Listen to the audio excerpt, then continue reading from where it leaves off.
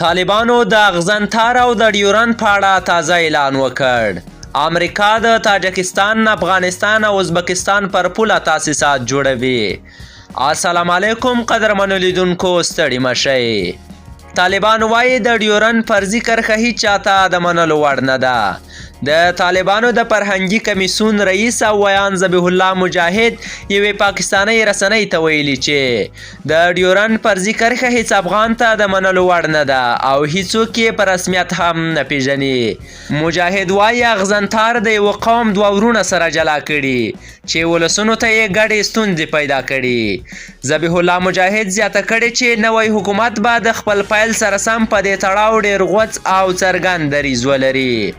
بل اړخ ته شاه محمود قریشي وایي هیڅ سوال نه پیدا کیږي چې اغزن سیم دې څوک لرې کړي. د پاکستان د بهرنیو چارو وزیر شاه محمود قریشي د ذبیح الله مجاهد د هغې خبرې چې ویلي وو د اغزنتار په لګولو څوک خوښ نه دي او په اړه به یې تصمیم ونیول شي.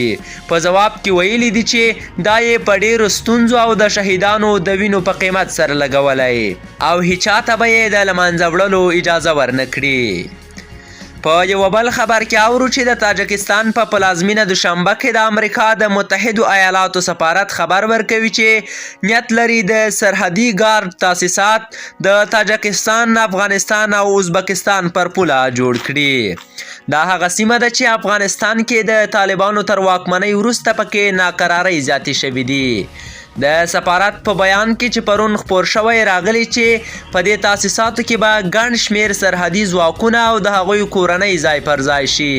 په تاجکستان کې د امریکا سفیر جانفو مرسا هم وایي واشنګټن د 2002 کال را په دې خوا د تاجکستان سره په امنیتي برخه کې تر 300 میلیونو ډالرو څخه زیاته مرسته کړې ده.